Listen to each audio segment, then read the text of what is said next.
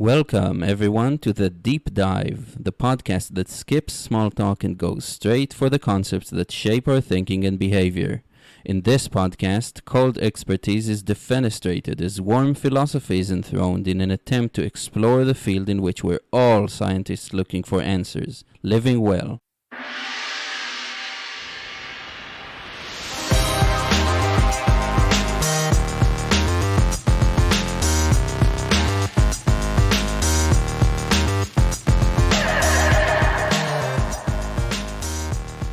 Hello, world.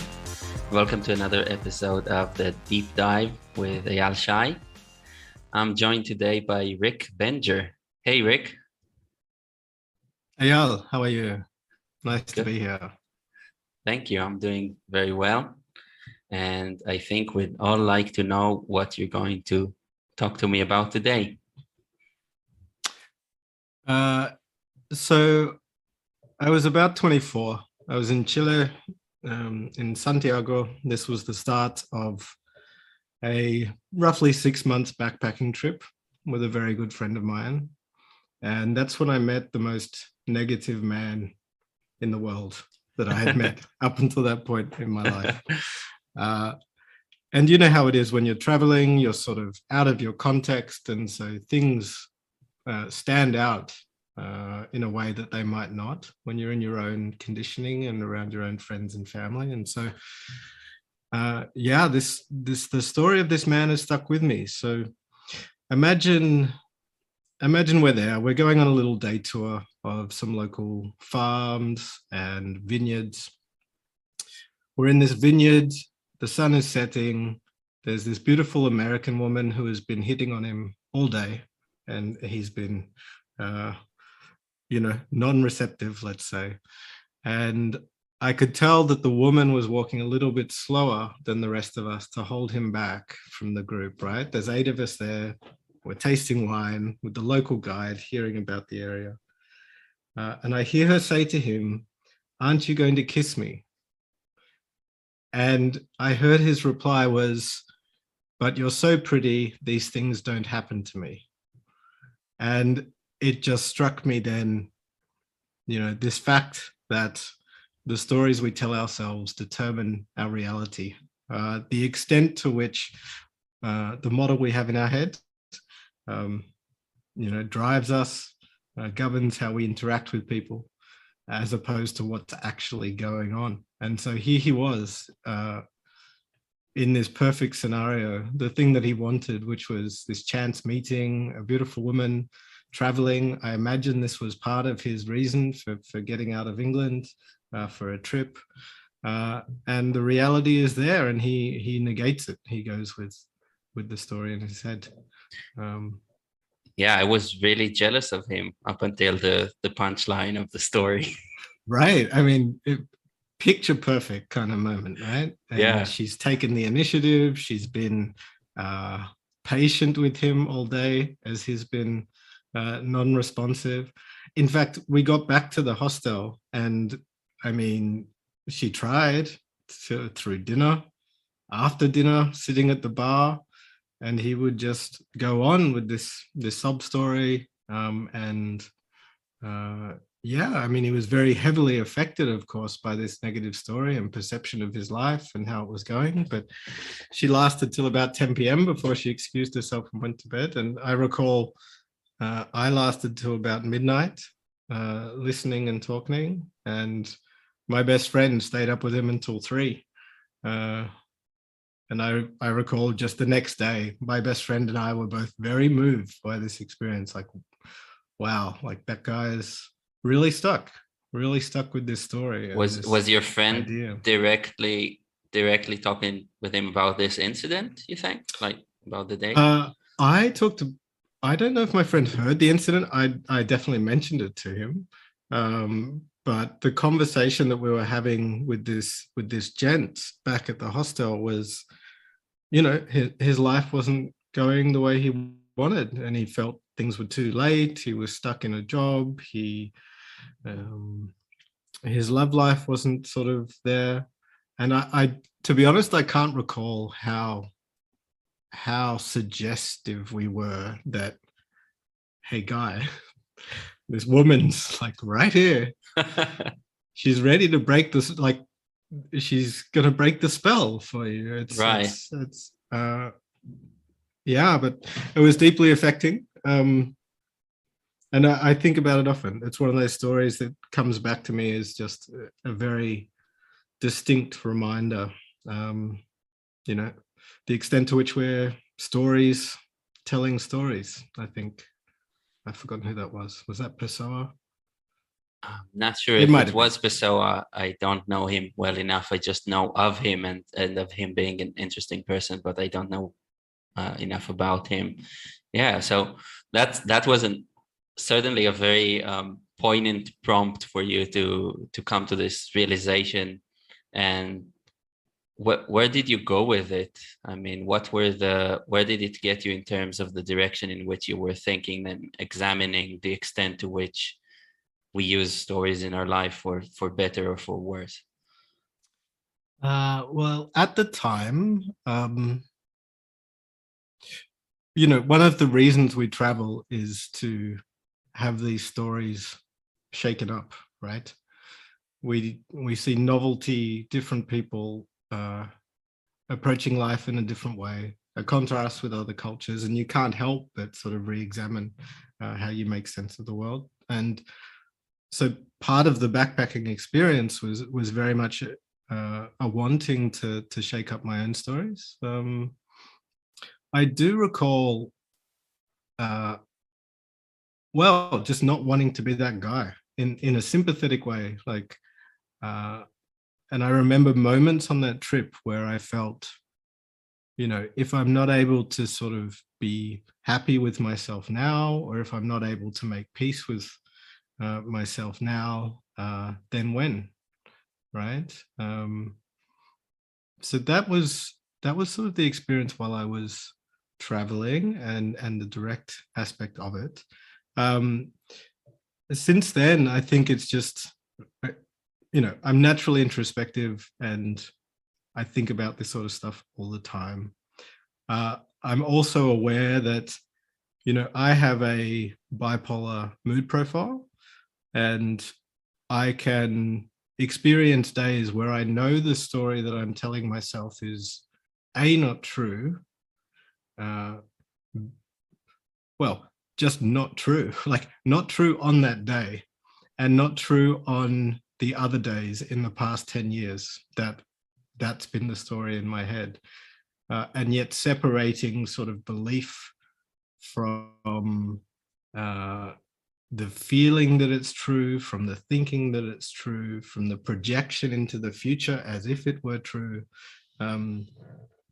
This has happened to be, a fairly consistent thread or theme through my life. And flipping it to the positive side, I write fiction.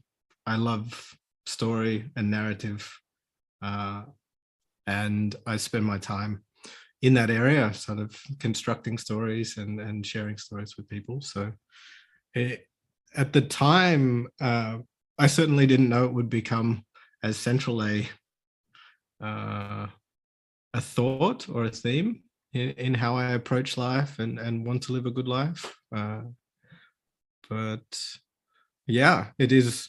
That is a central sort of tenet or experience for me, is this distinction between stories, thought, belief, experience, values, and the mismatches that you get and the alignment that we want, right? Right. So the first thing that came to my mind is how we don't today. I'm not spending any time pondering the metaphor for a psychedelic trip, but it really comes from actually being on a trip somewhere else, like changing your surroundings, seeing something different. And it's just something that popped in my mind that, yeah, the original way to somehow change your awareness and consciousness and bring in new content for examination and introspection was to actually change your surroundings, having nothing to do with ingesting anything. So that's interesting, and I think that's very true what you're saying about going somewhere and giving a chance for things to actually appear in different ways, so that you can change your set ways. And I like also the metaphor of shaking the snow globe. I saw it, Yeah. I think, in Michael Pollan's book about psychedelics, but it's like shaking the snow globe, basically. So taking some part of your reality and kind of giving it a shake and see how things are going to settle down in a new configuration.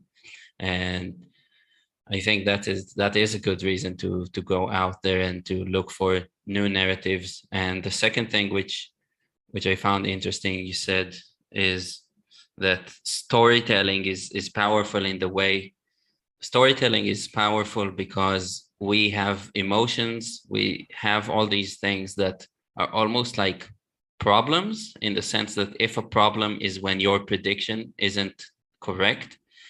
And I think we then immediately go to storytelling, like trying to find the narrative that actually makes it coherent, all of it.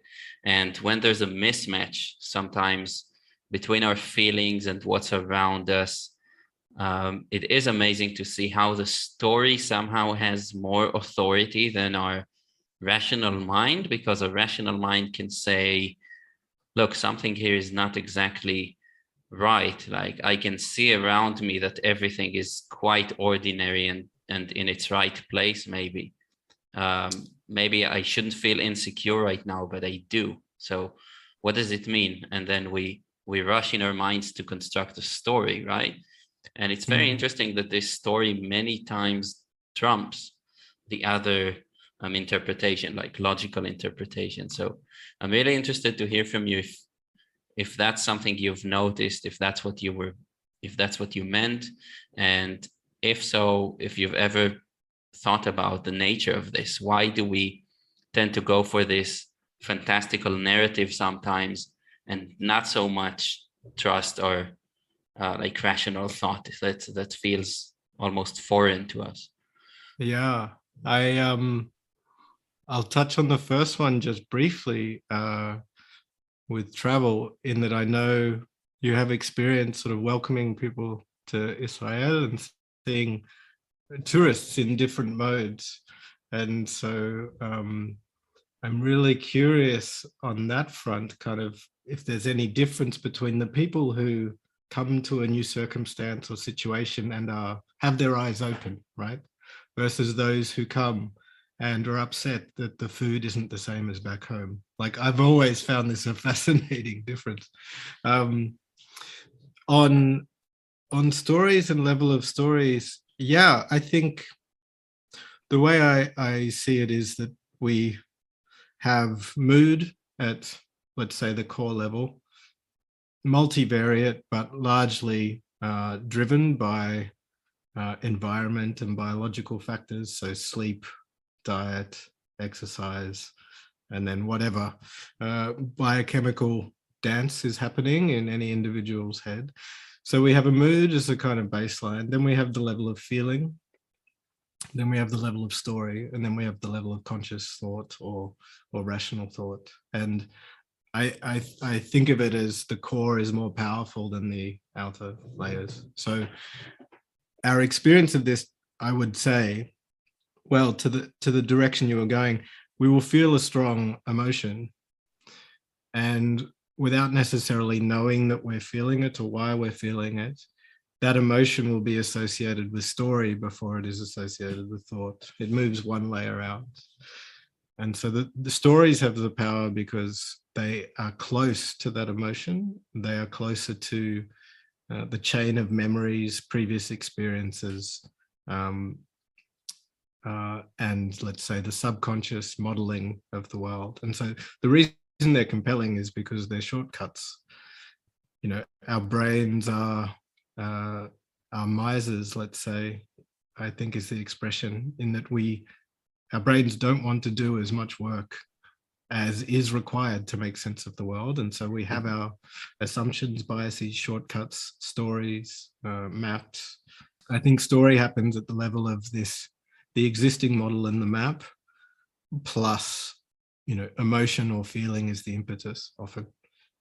And I think that's why a situation can arise in which the emotion feels coherent with a bunch of other situations that you've had in your past, and they all seem to fit together. And I think that's because what happens is the memory and the emotion happens first and makes them feel the same, and then the mind catches up, or the thought catches up and says, these are all the same.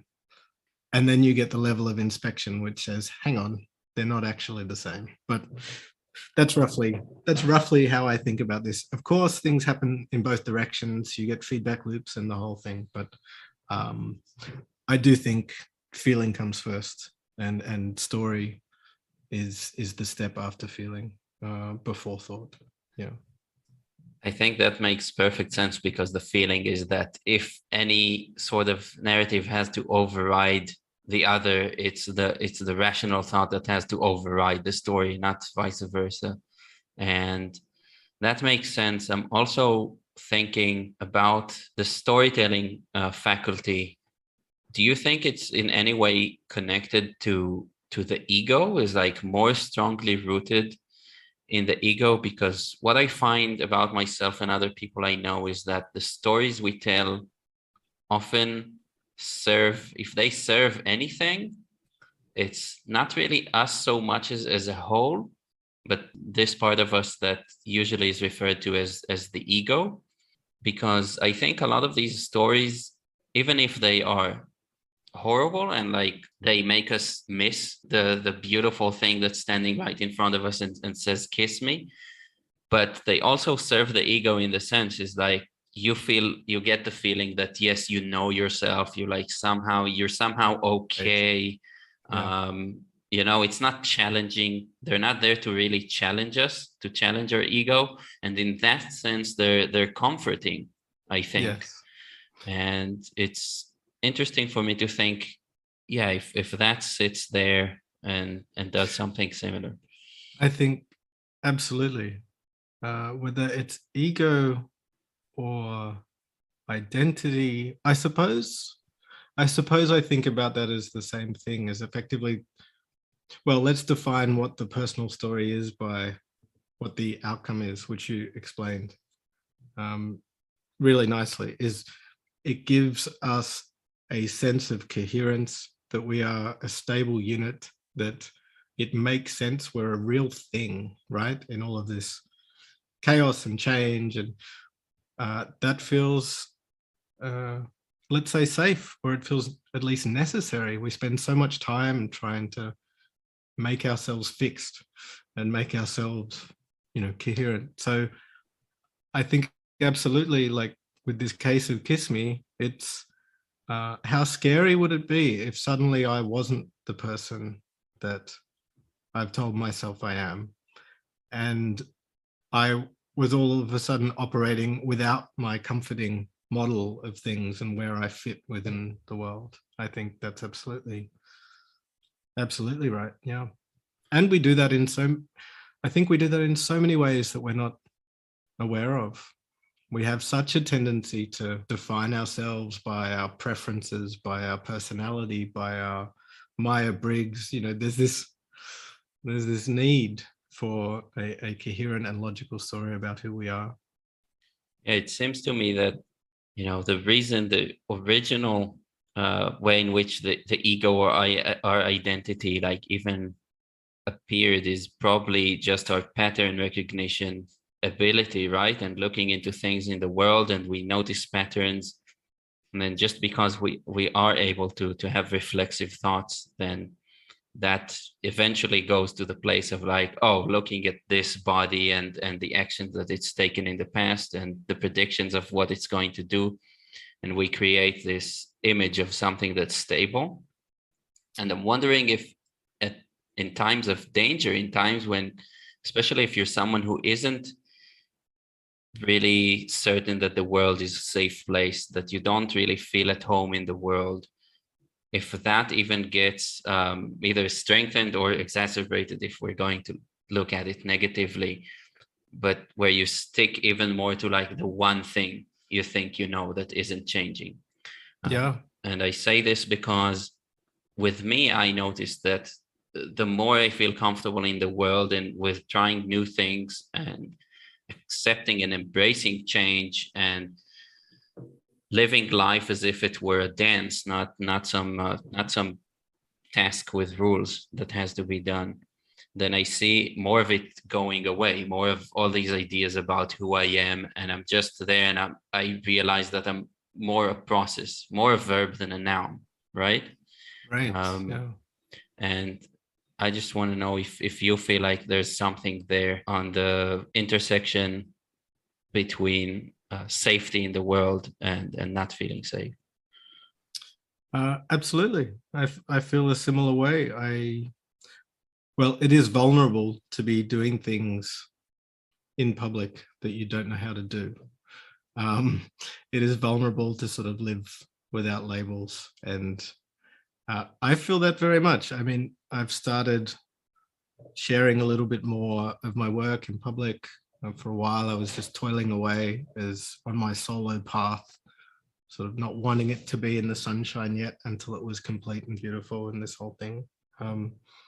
It is this aspect you spoke about individually about needing to feel safe and defined. I think there's a social aspect to it as well. Like identity does serve a purpose within a tribal context. It's good to know who's really good at throwing a spear and who's great with language and can tell the stories to pass on to the kids about how to treat each other.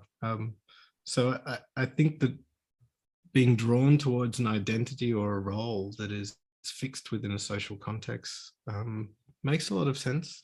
And so I get that it's uncomfortable to be outside of that, but on a personal level, I do find it very difficult. And I think even in going off sort of a traditional career path and being someone who does take sort of risk and experiments with things, despite that, I think the feeling I've carried with a lot of it is that it is a digression almost, or it's it is something in want of a label still, even though it's intentionally breaking or taking off the labels. Yeah. Yeah, to me, it's very interesting to look at what we call identity. And like you say, it's no coincidence that you mentioned somebody at the tribe who's good at this or good at that or looks a certain way. So I've been trying to think about all the things that kind of make us up as a person. And, obviously it starts with something as basic and easily sensed as the color of her skin or the length of her hair or the color of her eyes or something like that. And then you can kind of see it move into other things. So then you look at, for example, if a person is described by their emotions or defined by their emotions that they usually feel. So then you start saying, you're like, oh, this person is cantankerous, or this person is very jovial, these type of things. And then it can also be the type of activity that I like to engage in. So like you said, it's like he's a natural born hunter. He just enjoys it so much. And for me, when I started in my life to try and move from these type of labels, so of course, the type like the skin color thing, and that of course I wish that was like a thing that's long in the past. We know that there are still people who base their opinions of people based on that. But a lot of people still base their opinions of other people like based on their prevalent emotions or Yeah. or favorite activities or something like that. And I'm seeing a need maybe to go even a level deeper. And I've been trying to become a person who's defined. If you looked for it, like you would be able to tell that the person who I like to be is motivated by doing good. Mhm. And I just thought that it's such an abstract thing to do good and to do well, to be good to other people. But it's an abstract thing on such a level that actually the actual actions taken, if you looked at them and did not understand the good yourself, it would be hard for you to make out who I am, actually, because I would have a large repertoire of of things that I could do, because the tools that you can use to achieve good ends is endless. And sometimes it is right to lie, and sometimes it is right to do other things. So you couldn't be judging me according to things like, oh, is he truthful? Or for the most part, I will be. But I'm just saying every tool has its correct use at the correct time, like fitting use. Yeah, I just wonder if you can comment on that. Like, is it something that you've noticed on other people, like people that you've had a hard time pinning down to like a narrative that you constructed for them? Or Well, my first reaction is that in becoming better friends with someone, the interesting thing is how they differ from the model that you had in mind, right? You meet someone and they are an accountant, and we have particular ideas about accountants. And again, this is this shortcutting and making sense and actually being able to pass all the information in the world, right? So we meet them, they're an accountant.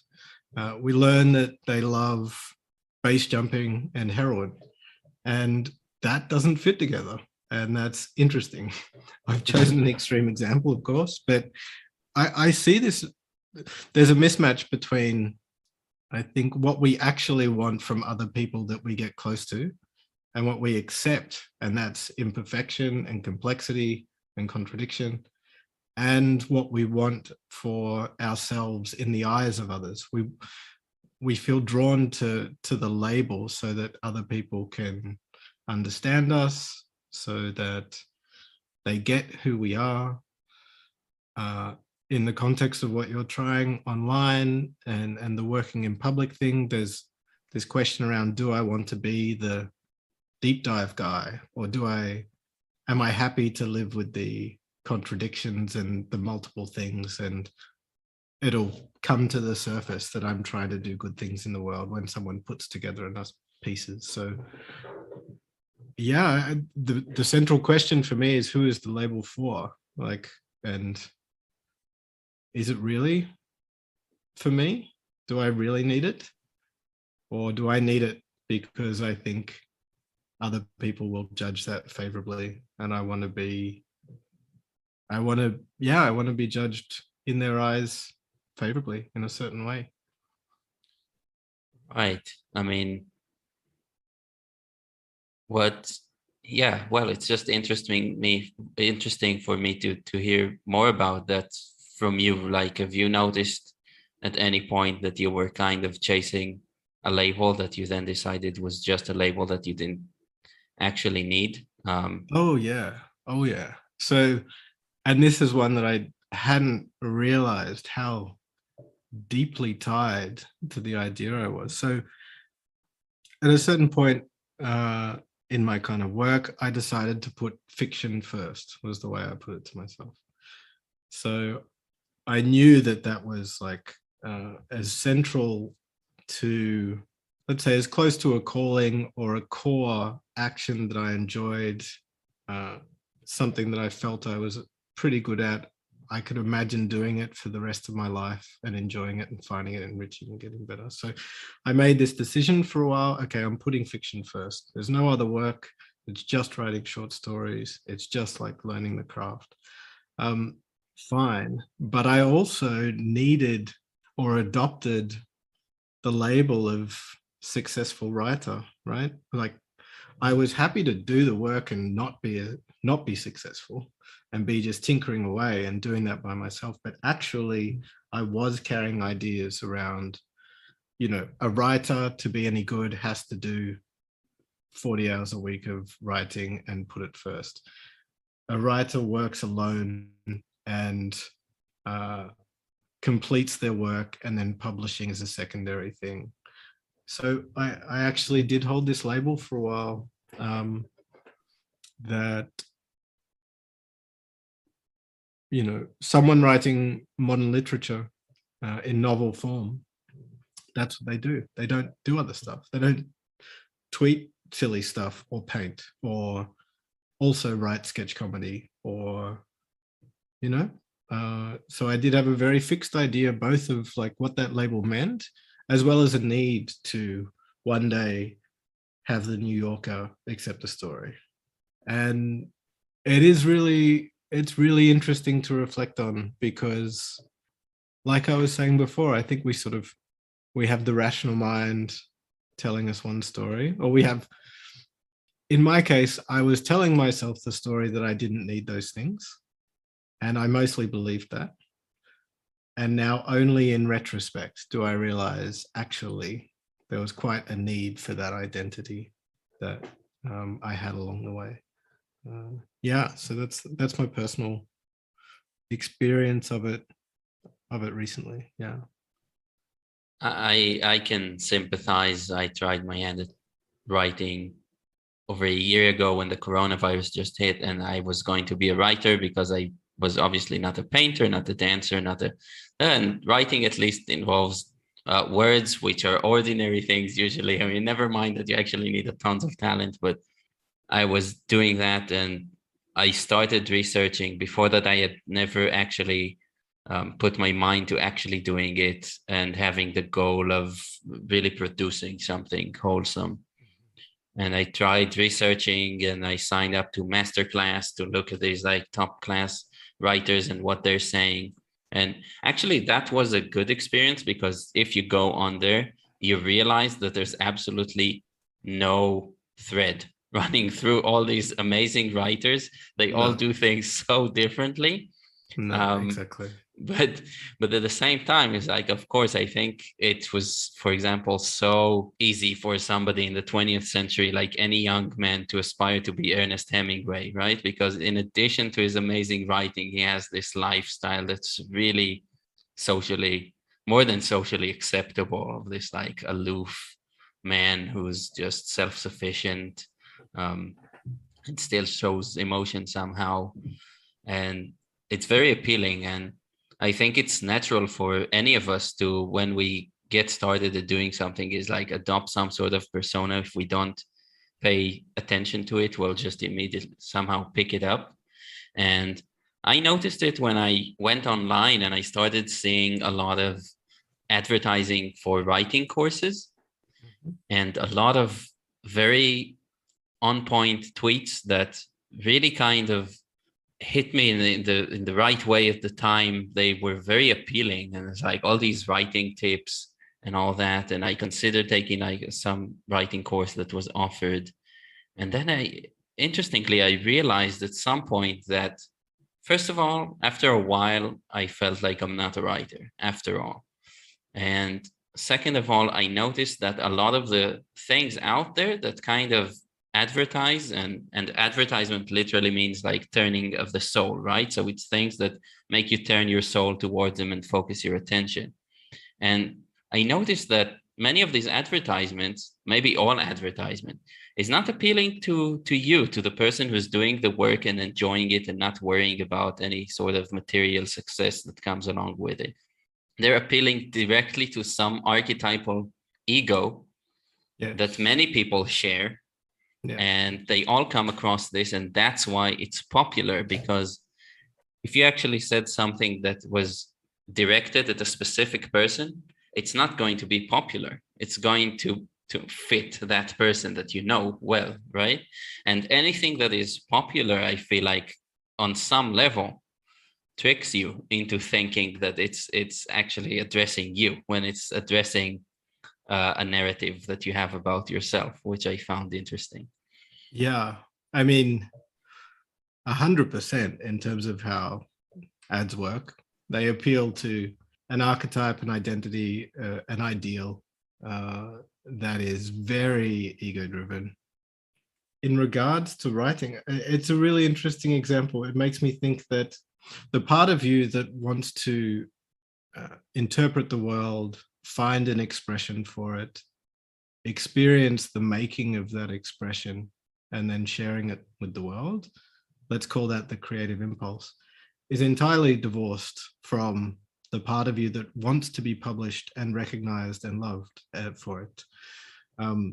Similarly, in learning, let's say in learning to write, I mean, I've become much softer in my attitude to why we take courses and we pay attention to what pen Neil Gaiman uses, right? It's because this is how we learn. We imitate. If you were learning golf, you would be doing the same thing. You would be seeking tips, watching someone swing and see how they do it. You're picking it up bit by bit, comparing it to how you feel and calibrating. And so I have a lot of sympathy for that. And I don't think that's any indication that someone's talent or non-talent. I think that's how you come to writing when you've made the conscious decision that you're going to have more of it in your life, let's say. So that's on one side, there's this learning of something as a craft as opposed to the voice, it's often called, and finding your voice. So that's one thing that comes to mind.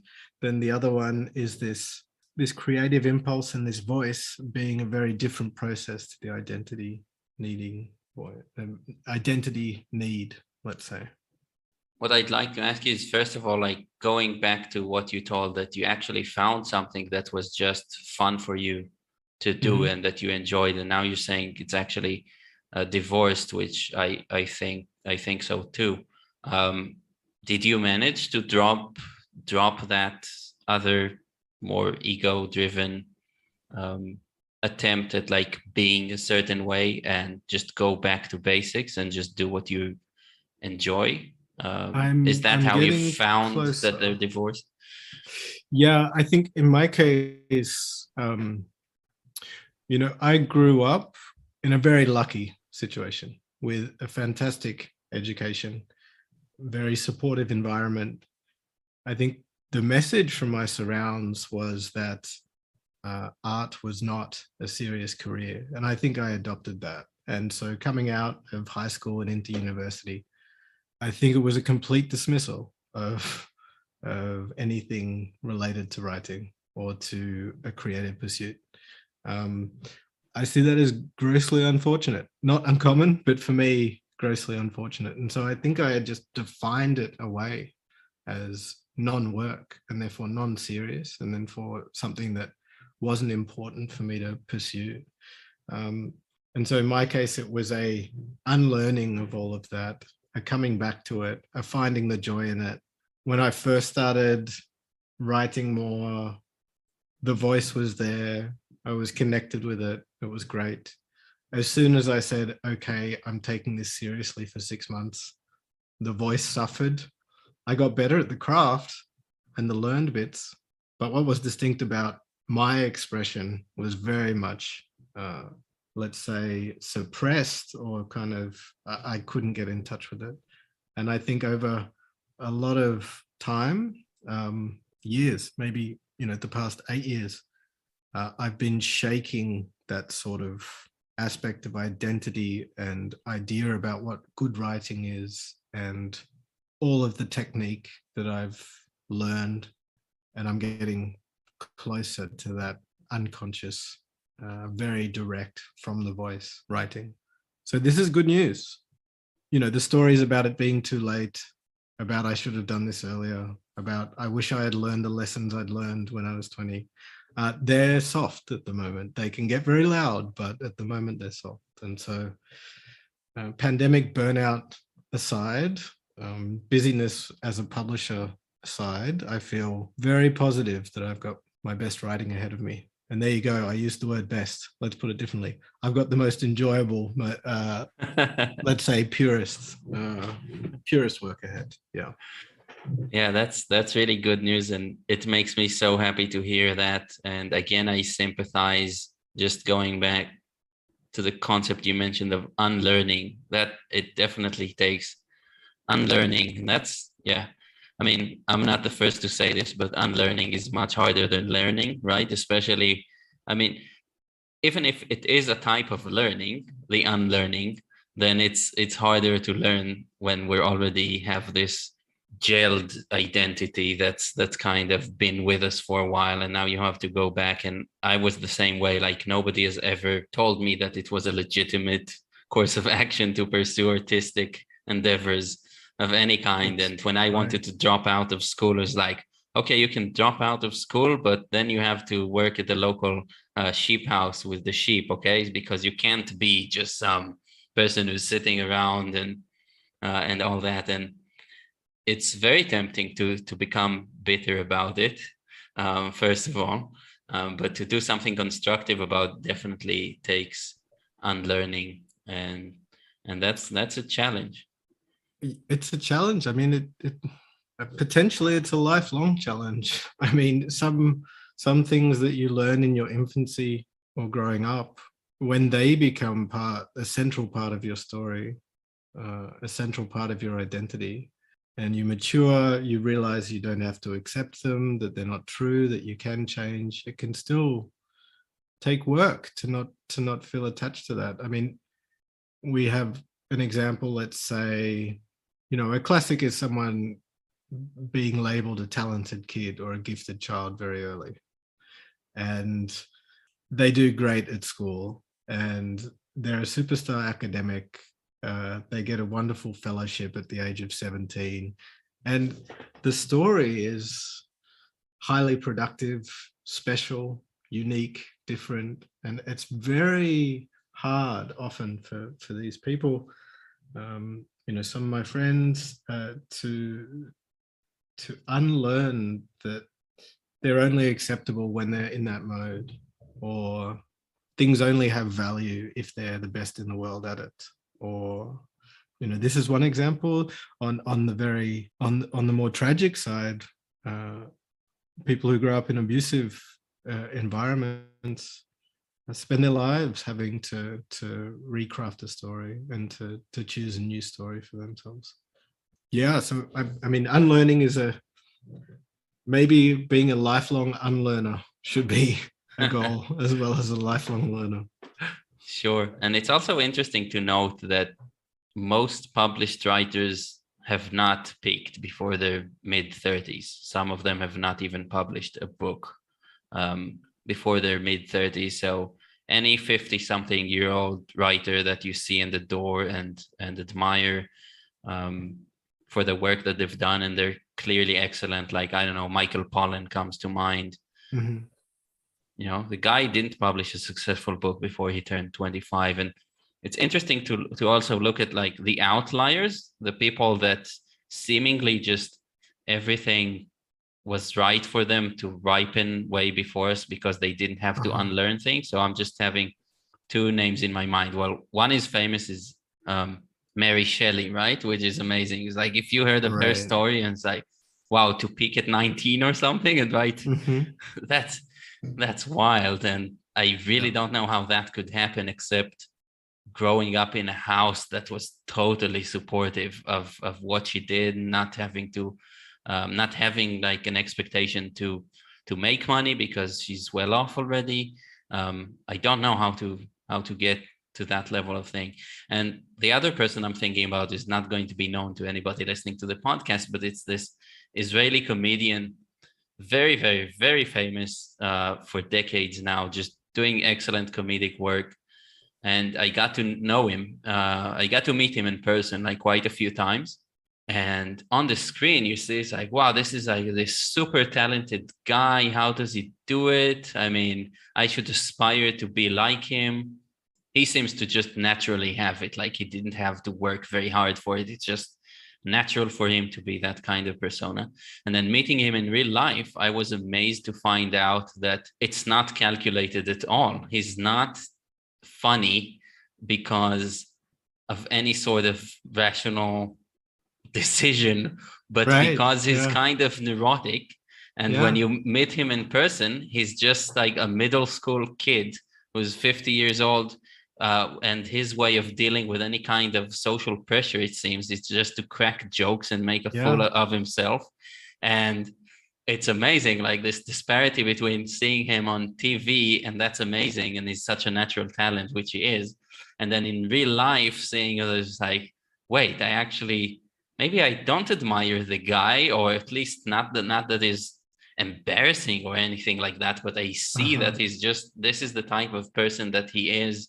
He didn't have to unlearn anything, but he also is, it seems that it's almost compulsory, like his funny behavior, Yeah. So it's really interesting. It is. I think it's a combination of distinct talent the right environment, opportunity, and having the distribution and the public kind of knowledge of that person kind of happen quite early. Usually that'll happen because of someone in the periphery, right? Like has noticed them, has supported them, and what have you. Plus, like I think what you're getting at is they never fall out of that voice. They never kind of drift from the natural core of expression into how it should be or how other people do it, or Yes.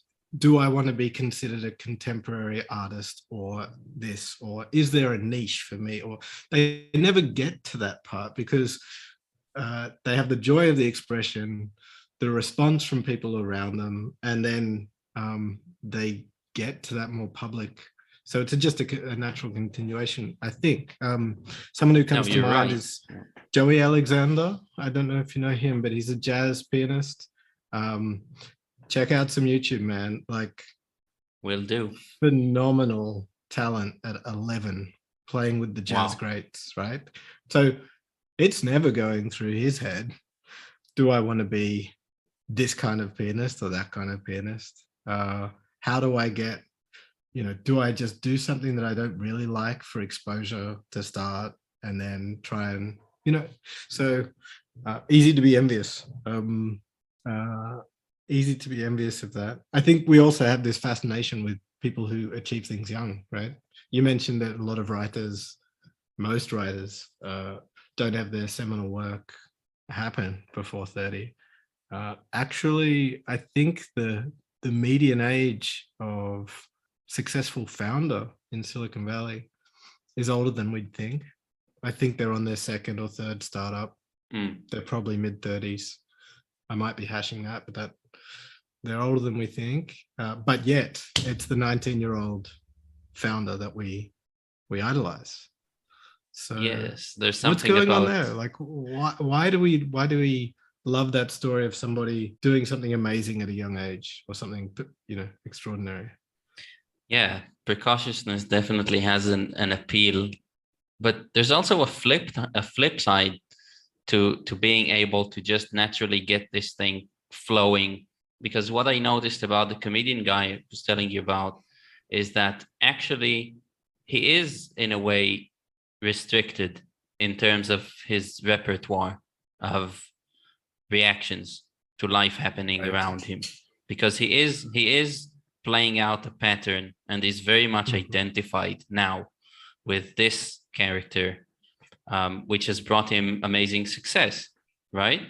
But it also pins you down, and I'm not sure that you're able to ever break out of that. And I think that puts a lot of pressure on people as well. If you succeed at what you do, there's an immense amount of pressure for you to keep doing the same thing and not take a break from it.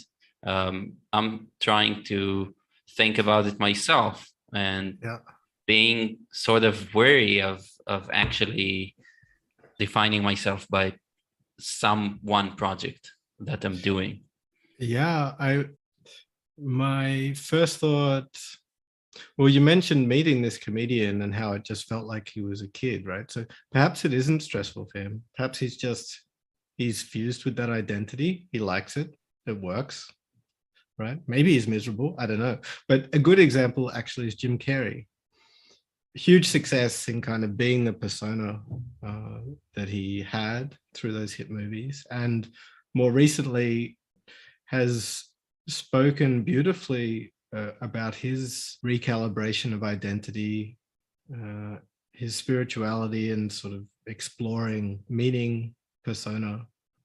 I think he's a wonderful example of where the burden of being that person started to feel not like who he was, and that he was trapped by it.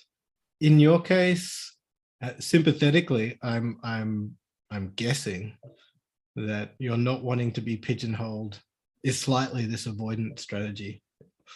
It's slightly this bit that wants to know who you are and be secure and safe in that.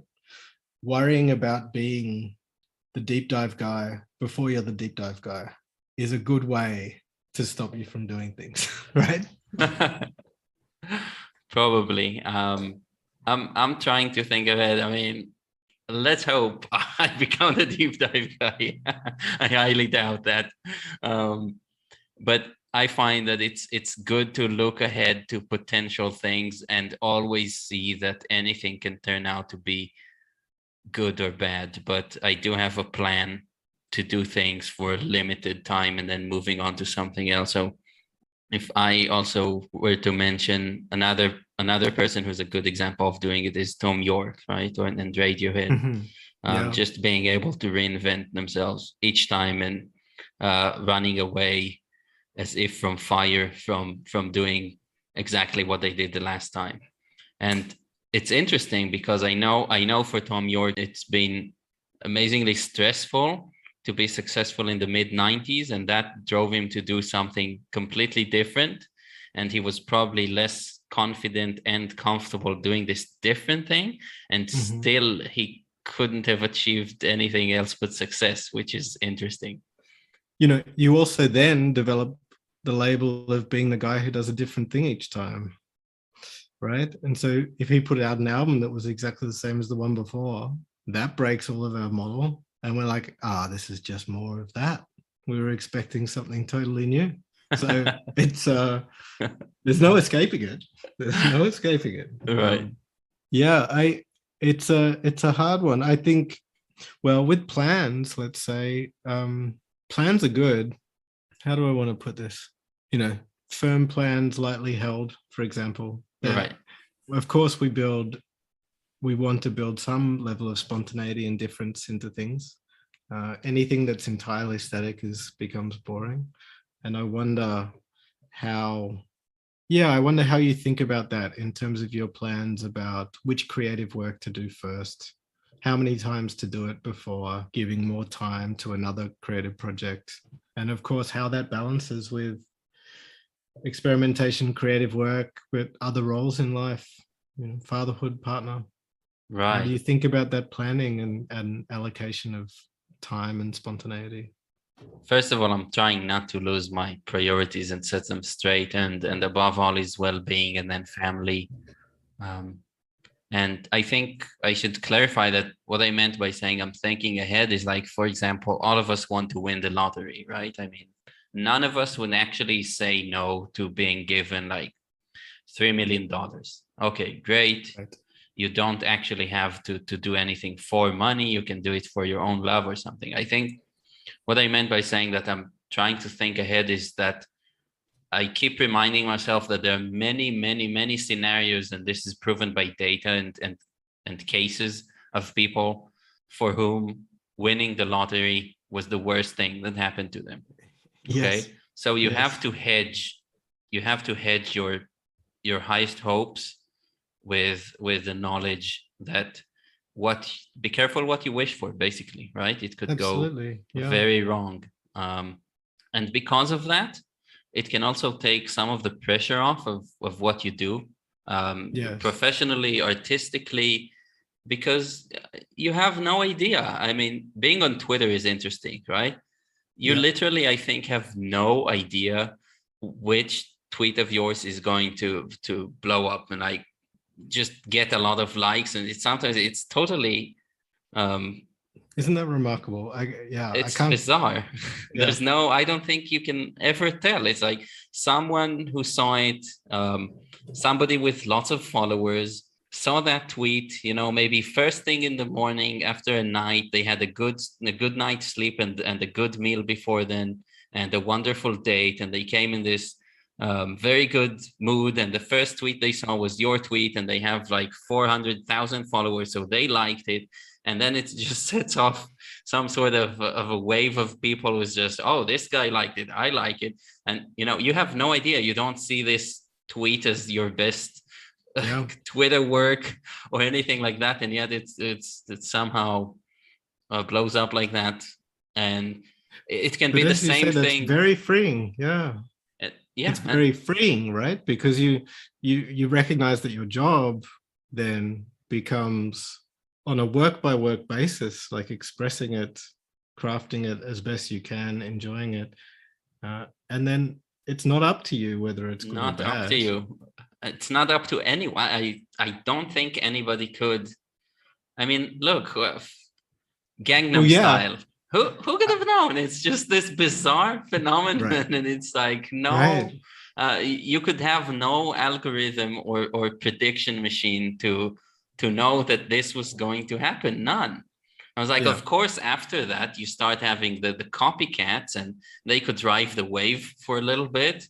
But actually, the next Gangnam Style has to be something as bizarre as Gangnam Style. You can't know what it is. You can't aim for massive no, popularity, I think. no. I mean, there's certainly a level of strategy to distribution, no doubt. But I think the percentage that we can control is so small, and the amount of energy that we give it often Yes. is so large in comparison. But really, actually, you get into trouble where you start thinking about distribution in the creative part, and that changes how you create. And this is where everybody gets tied up, right?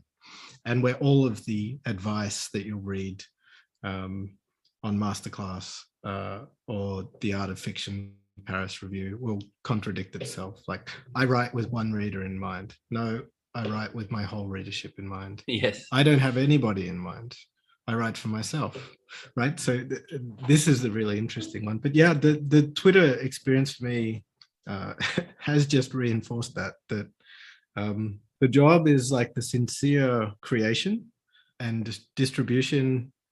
You can do some things about it, but if you think you're going to control that, and if you think that the distribution of your works will be related to how good they are in your own estimation, then you're trapped. Then you're going to get trapped for sure. I mean, I still get angry every now and then that this amazing poem that I've written like falls flat. Of course, like that's always going to be a frustrating experience. And then you tweet something off the cuff with a typo in it, and off it goes, right? There's a frustration to that for sure, but I have found that a freeing reminder that that the job of creation is can be distinct, you know. Yeah, and I think if I could get in another word about my disillusionment with the meta courses on productivity, on creativity, about, right? Like talking about and meta and selling you products that relate to your ability. I think they all pretty much appeal to the side of you that's worried about money, about whether it's going to make it, about the distribution, about so a lot of the things you see are actually there. And I think you subconsciously think that, oh, if I paid a hefty amount for this online course by this guy with credentials, I'm somehow going to be imbued with his future success. That's somehow going to be transferred to me as if it at any point guarantees something, because we all have insecurities about whether our poems are going to fall flat or gain a massive success. And I think a lot of these dreams are sold this way. Often these courses are excellent at a particular side of things, right? That 10 to 20% that is distribution, getting into a good workflow for yourself, etc. And there is a validity there. But as you say, when we buy them or when we see an ad, we're not buying that 10, 20%. We're buying the 100%, which includes the idea that we're talented and discovered and successful and rich and all of the things that the ego wants. Yeah, I think that conflation is very natural. I mean, on the bookshelf behind me, what, 20 or 30 books on writers and how they write and their writing lives. I've read most of the Art of Fiction columns in the Paris Review. I got to a stage where I did it for enjoyment, not for imitation or emulation, just a curiosity. But at the start, it was a trying to figure it out, a trying to like get the rubric, So I wanna tie this back to something we we discussed before. So we got at this point that we say the creative force in us is divorced from the part that thinks about, let's say, material success or any sort of anything like that. And we also Yes. sort of identify them with the different faculties we have. One of storytelling in ourselves, and one of rational thought. And I think I would say that the creative force is obviously connected to the storytelling faculty, and the rational thought is more connected to our hopes of actually making it, because we're trying to see is like, okay, I can do this thing all day that I really enjoy, but I'm really scared it's not going to turn out well and I'm not going to be able to make a living. All that, that's the rational part that kind of sometimes can hold you back from diving into it and doing the work. And I'm interested to hear from you, where have all these thoughts taken you? Like, where do you stand when it comes to that? Because it's an understandable tension in Yeah. everybody's mind, and there's a each of the each of these faculties is true and says a truthful thing. I think they both are trying to serve us, and Yes, they have good absolutely. intentions. Yeah. And it's interesting for me to hear from you how you deal with that. Yeah. I mean, it is, it has been the central struggle, I would say, balancing these two things for me. That's common. They want different things. Like the creative part doesn't care if what it's making makes money. It cares about feeling, it cares about the moment and experience and transmuting observation into expression. Uh, so reconciling them has been tough. In practice, I followed the write a best-selling novel, get discovered, go through the gatekeepers, get shortlisted for the Man Booker, and do that fast enough that I don't run out of money and end up in the gutter and torch my relationships and burn out, you know.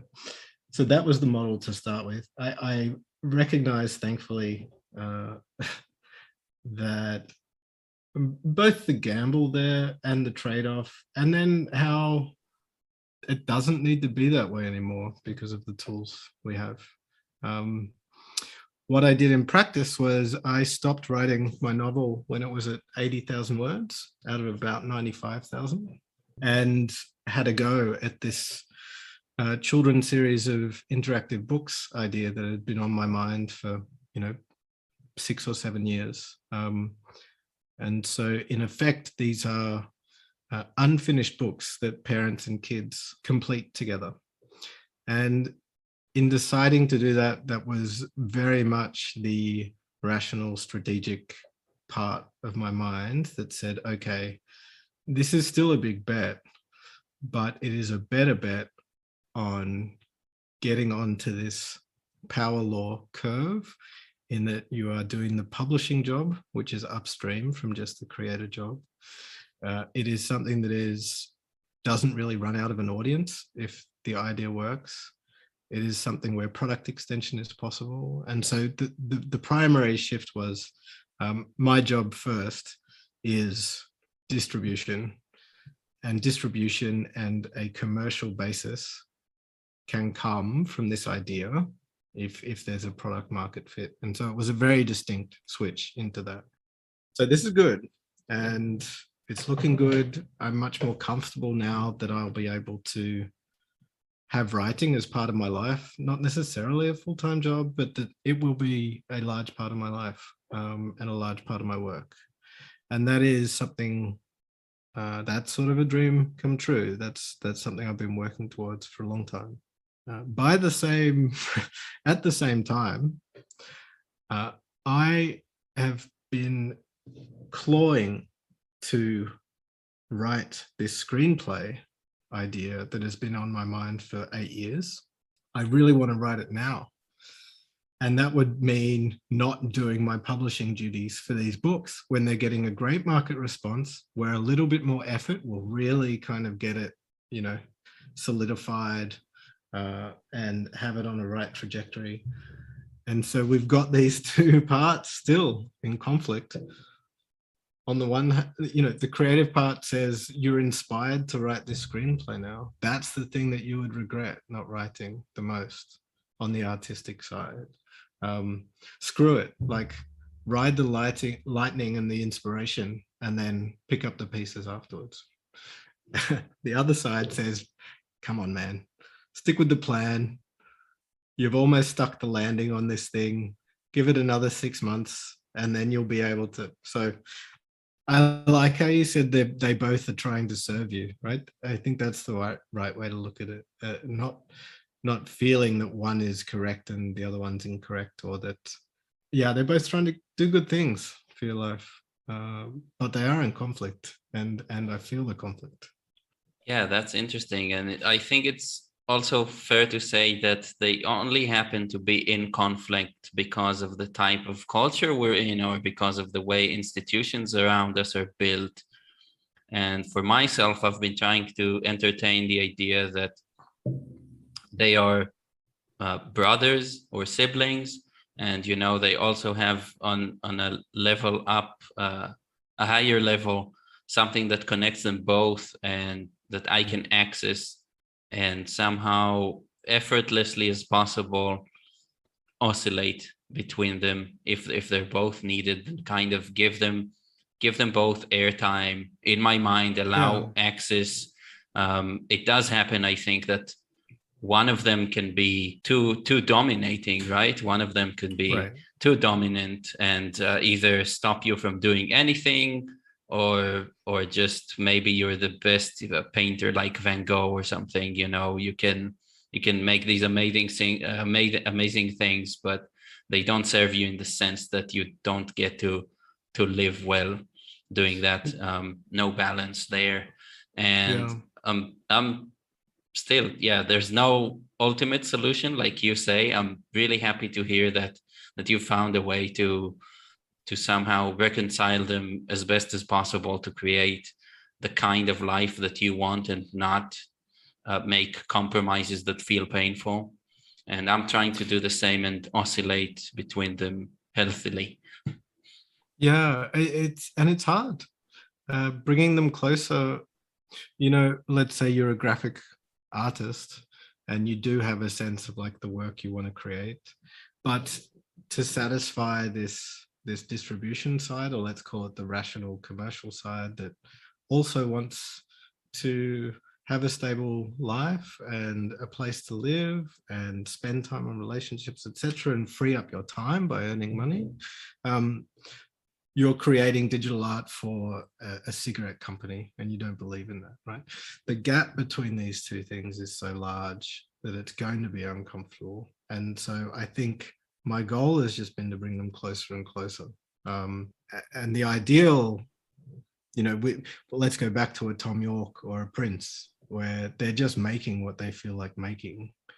And perhaps they spend some time thinking about production, but it's not so far away from the thing itself.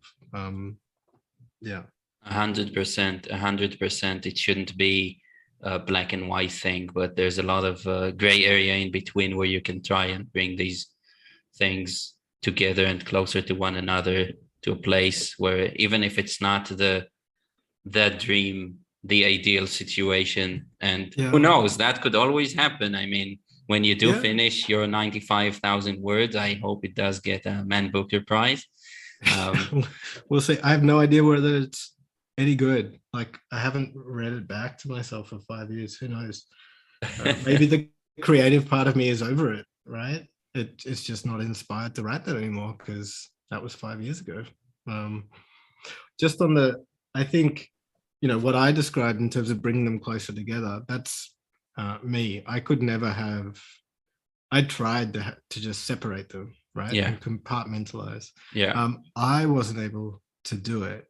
This is another area where people disagree a lot, and I think people are different in this regard, where a lot of people very happily have a day job that they don't have any artistic feeling for, but it serves that purpose.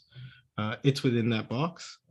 and it frees them up to create art, and they enjoy the art when they have the time for it. So I do think there are different types there. And if we're talking about gambling and the chances of things, the chance that you won't have to sacrifice a lot of other important values in service of creating, the day job one is the safer one. There's no doubt about it. True. But yeah, I mean, I think just as it happened for me, uniting my vocation and avocation was the only sort of way I could do it to date. Let's hope, stick the landing. Yes, and that's the point of the podcast here, is not to bring any solutions to any problem. So we just not there yet, but maybe we paved a little bit of the way forward. Rick, at this point, I'd love to hear from you if you want to add anything, and also inform us of where anyone can find you personally, if it's Twitter, and what you do, your work, your projects. I would love to hear that. Yeah, sure. I want to go back to the top. So what's the difference for you, like in being a tour guide, right? Mm-hmm. Have you noticed anything in particular around the type of tourist who is stuck in this story about their life?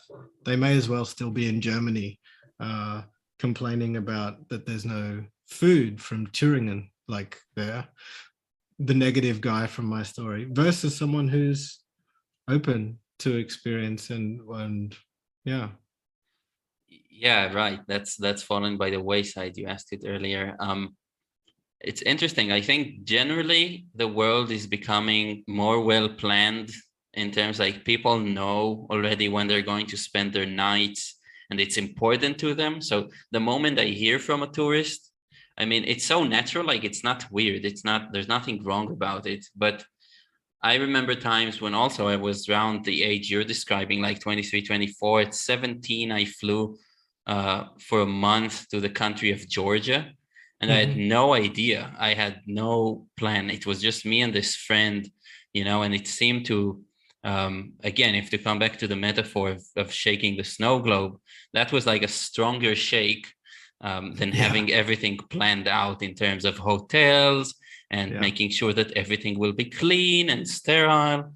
And I think the world is going in the direction of sterility and having things well planned out. And that's something I noticed as a tour guide, that already some of the magic is maybe not so much there. Although I wasn't really working with the 20-something-year-olds, because maybe they're still a little bit more adventurous in this sense. But I did notice that, if anything, that's an observation about how you grow up and you become less adventurous, right? So in general, I think people are tending to become less adventurous, let's say, and by that I mean that they stand a worse chance of discovering new things. So that relates to your story. And in terms of individuals that I've met, definitely you can see a whole range of people.